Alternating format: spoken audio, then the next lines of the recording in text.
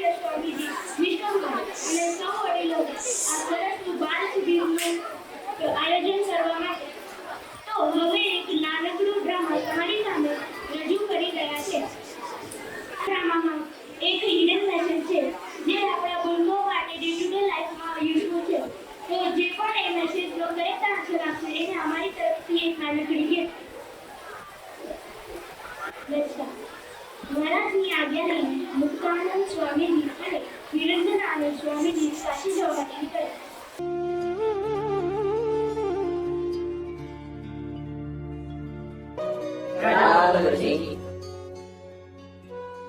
कल्याणम भवतु। चलिए आज के पाठ का आरंभ करते हैं। ओम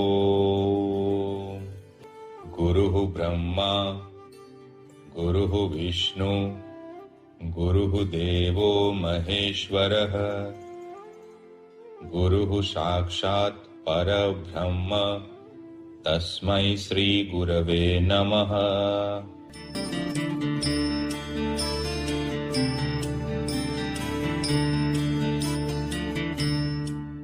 कल्याणम भवतु। कहां से आए हो? यहां से तो प्रतीत नहीं होते।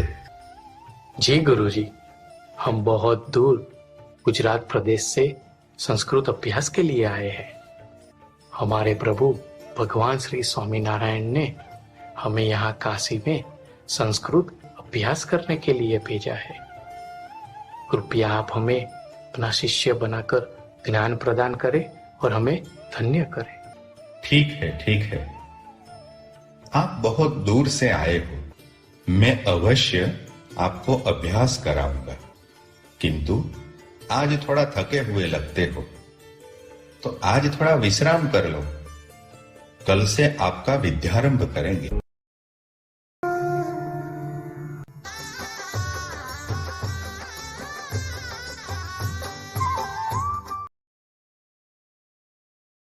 अज्ञान तिमिरान्धस्य ज्ञानाञ्जय शलाकया चक्षुरुन्मीलितं येन तस्मै श्री गुरवे नमः। मुक्तानंद जी, क्या आपको इस श्लोक का अर्थ ज्ञात है? जी गुरुजी, इस श्लोक का अर्थ है, जो हमारे आंख एवं बुद्धि में बसे अज्ञान को अपने ज्ञान रूपी अनजान सलाका में मिटा देते हैं और हमें अपने आत्मज्ञान की ओर ले जाते हैं, ऐसे गुरु को सादर प्रणाम। अति उत्तम।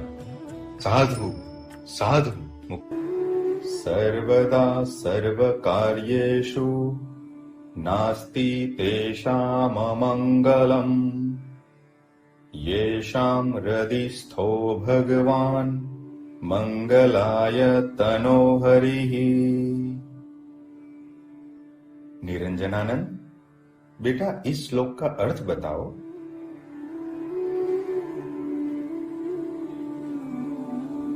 इसका मतलब मुझे नहीं मालूम।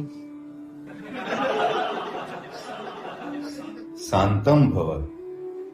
हमें किसी की नासमझ पर हंसना नहीं चाहिए। अच्छा रघुवीर, तुम इस श्लोक का अर्थ बताओ। जी गुरुजी, अर्थात जो मनुष्य अपने किसी भी कार्य को प्रभु को हृदय में रखकर करता है, उस मनुष्य का कोई भी कार्य में अमंगल नहीं होता, क्योंकि श्री हरि स्वयं ही मंगल स्वरूपी है। बहुत अच्छा। निरंजनानंद, आप भी इस अर्थ को अच्छी तरह से समझ कर लिखिएगा। कायेन वाचा मनसेन्द्रिये वा बुद्ध्यात्मना वा प्रकृति स्वभावात्। निरंजनानंद, क्या तुम यहाँ सोने आते हो? क्या तुम्हें इस संस्कृत भाषा, इस देव भाषा का कोई आदर नहीं? तुम्हें इस ज्ञान का कोई मोल नहीं है? माफ करो गुरुजी, ऐसी गलती फिर से नहीं होगी। आज क्षमा नहीं, शिक्षा मिलेगी। जब सभी छात्र भोजन करने के लिए जाए तब तुम यहीं बैठकर इसका अभ्यास करोगे। जी गुरुजी।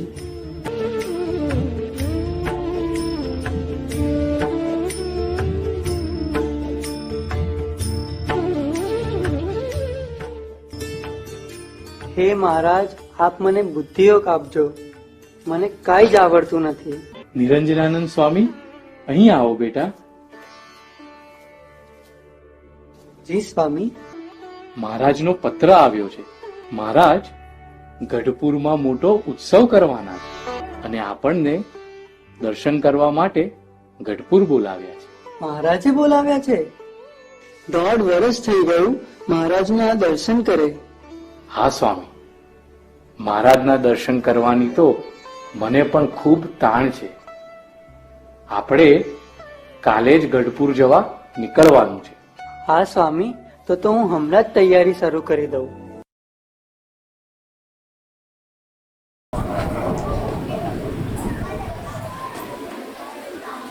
સંસ્કૃતનો અભ્યાસ પૂર્ણ કર્યા પછી મુક્તાનંદ સ્વામીજી અને નિરંજનાનંદ સ્વામીજી શ્રીજી મહારાજના સાનિધ્યમાં પાછા પધારી રહ્યા છે.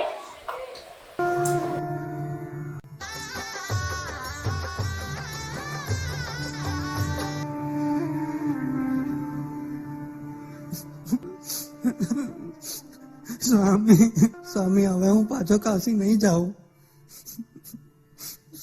નિરંજનાનંદ, શાંત થા બેટા. શું થયું? સ્વામી, મને ત્યાં બિલકુલ નથી ગમતું. મને સંસ્કૃત ભણવાનું બી નથી ફાવતું. સ્વામી, મારે ત્યાં નથી રહેવું. સ્વામી. નિરંજનાનંદ, સાંભળ બેટા. આપણે તો મહારાજની આજ્ઞા પાળવા કાશી ગયા હતા ને, તો હવે મહારાજની આજ્ઞા વિરુદ્ધ કેવી રીતે વર્તાય? માટે કાશી તો જવું પડે. જો તું અહીંયા પાછો આવી જઈશ તો તારું મન રાજી થશે, પણ જો કાશીએ જઈશ તો મહારાજ રાજી થશે. હવે તું જ નક્કી કર કે તારે મનને રાજી કરવું છે કે મહારાજને. પણ સ્વામી, 1.5 વર્ષમાં મને સંસ્કૃતના 2 શબ્દો પણ નથી આવડ્યા, તો આખી પાસે કેવી રીતે આવડશે? આપ મારા વતી મહારાજને પ્રાર્થના કરો ને કે મારી જગ્યાએ કોઈ બીજા સંતને ત્યાં ભણવા મોકલે. સાંભળ, ભણનારે મહારાજ છે ને ભણાવનારે મહારાજ જ છે. અને મહારાજને તો ખબર છે ને કે તને ગુજરાતી લખતા જ નથી આવડતું, છતાંય તને સંસ્કૃત ભણાવવાની એમની ઈચ્છા છે. એટલે મહારાજ તને ફરી કાશી જવાનું કહે તો હા પાડી દેજે. તું એવો સંકલ્પ નહીં ઉઠવા દેતો કે મને સંસ્કૃત કેવી રીતે ફાવશે, મને યાદ નથી રહેતું તો હું શું કરીશ, તો હું સંસ્કૃત કેવી રીતે ભણીશ, એવા કોઈ વિચારમાં તું ના રહેતો. મહારાજ કહે એટલે હા કહી જ દેવાનું. તારાથી જેટલું વંચાય એટલું વાંચજે. હા સ્વામી, આપ કહો છો એ પ્રમાણે હું ભણીશ. તું ખાલી સુરુચિ રાખજે. તને ભણવાની બુદ્ધિ મહારાજ આપશે, પણ મહારાજે તો તારા આત્માનું ખૂબ રૂડું કરવું છે, એટલે જ તારી આવી આકરી કસોટી કરી રહ્યા છે. પણ આપણે આ ભગવાનની કસોટી એમના બળે પાર કરી લેવી છે. હા,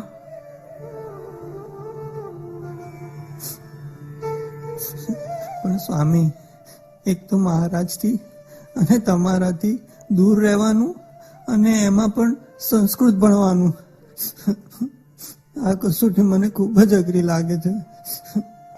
હા, કસોટી તો છે, પણ અઘરી તો તારા મનને લાગે છે. મહારાજની આજ્ઞામાં જ એમના આશીર્વાદ સમાયેલા છે, એટલે મન માને કે ના માને પણ એમની આજ્ઞા પાડીએ તો પરમ સુખિયા થઈ જવાય. માટે ભગવાનના બળે જીવીને આપણે એમને રાજી કરી લેવા છે. જ્યાં સુધી તું એવું વિચારીશ કે મારે ભણવાનું છે, ત્યાં સુધી તો આ બધું ભારરૂપ જ લાગશે. પણ જો તું એવું વિચારીશ કે મારામાં રહીને મહારાજે ભણવાનું છે, તો મહારાજ તને હલકો ફૂલ બનાવી દેશે. હા સ્વામી, આપ કહેશો એમ જ કરીશ, અભ્યાસ કરીશ. બસ તો પછી હવે મૂંઝાતો નહીં. હા, આપણે આનંદમાં રહેવાનું અને એમને સંભાળ્યા કરવાના. સ્વામી, આપ છો તો જ આનંદ છે.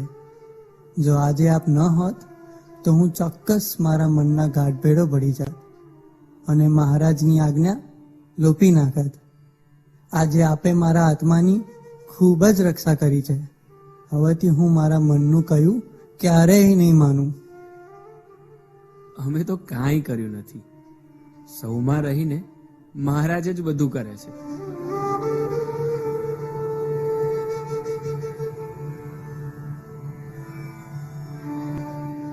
હે ગુણાતીતાનંદ સ્વામી, મહારાજ તમને યાદ કરે છે.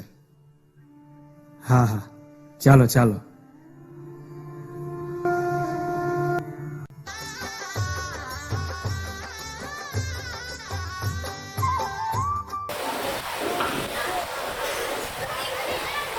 મહારાજ મળ્યા હોય પણ ગુણાતીતાનંદજી જેવા સાધુ ના મળ્યા હોય તો મહારાજનો આવો સંધાન બાંધવાનો અને મહિમા આવી રીતે કોણ સમજાવે? ધન્ય હો શ્રીજી મહારાજ કે આપે અમને તમારો સમાગમ આપ્યો અને સંબંધ બાંધવાની રીત સમજાવી અને ગુણાતીતાનંદ સ્વામીજીનો સમાગમ આપ્યો, તો જેથી આજે સંબંધ બાંધવાની સાચી રીત સમજાવી.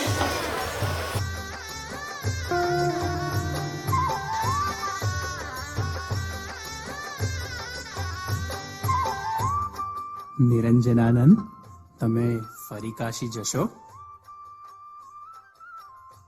શું વિચાર કરે છે? હા પાડી દે. હા મહારાજ, આપની આજ્ઞા છે એટલે હું કાશી જઈશ. શ્રીજી મહારાજના ભવ્ય ઉત્સવના દર્શન કરીને મહારાજની સ્મૃતિ વાગોળતા વાગોળતા મુક્તાનંદ સ્વામી અને નિરંજનાનંદ સ્વામી ફરી કાશીએ જવા નીકળ્યા. હે મહારાજ, ભણનાર તમે, ભણાવનાર પણ તમે, બુદ્ધિના દાતા તમે, બુદ્ધિના પ્રકાશક પણ તમે. તમે જ મને ભણાવજો, તમે જ મને યાદ રખાવજો, તમે જ મને તમને રાજી કરતા શીખવાડજો.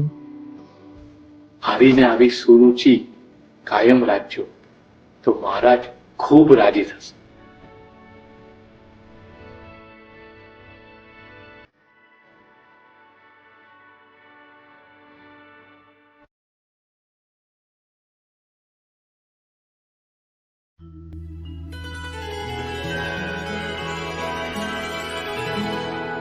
सर्वधर्मान् परित्यज्य मामेकं शरणं व्रज अहं त्वां सर्वपापेभ्यो मोक्षयिष्यामि मा शुचः. निरंजनानंद, इस श्लोक का अर्थ बताइए.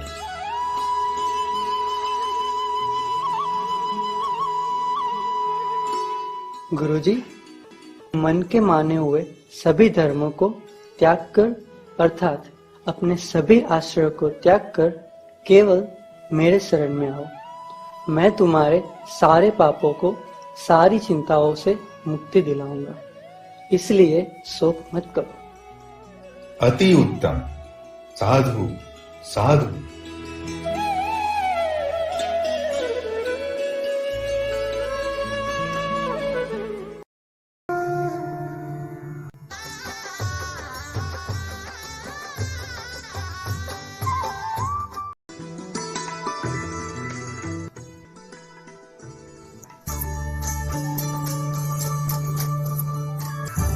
આવી ગયો બેટા? હા મહારાજ. તું મારા વચને ખૂબ ઝઝુમ્યો. તે તારા મન બુદ્ધિને સાથ ના આપ્યો, એ આજ્ઞા પાડી, એટલે હું તારી પર ખૂબ રાજી છું. મહારાજ, મારામાં તો એવી કોઈ શક્તિ નથી કે હું મારા મન બુદ્ધિ પાર જઈને આ આજ્ઞા પાડી શકું. પણ આ ગુણાતીતાનંદ સ્વામીના હેતે કરીને અને એમના સમાગમે કરીને હું ટકી ગયો. જો આ સ્વામી ના હોત તો હું મારું મન ધાર્યું જ કરત અને મારો આપની સાથેનો સંબંધ તૂટી જાત. આ ગુણાતીતાનંદ સ્વામી તો અમારે રહેવાનું ધામ છે. એ અમારા અંતર્યામી છે.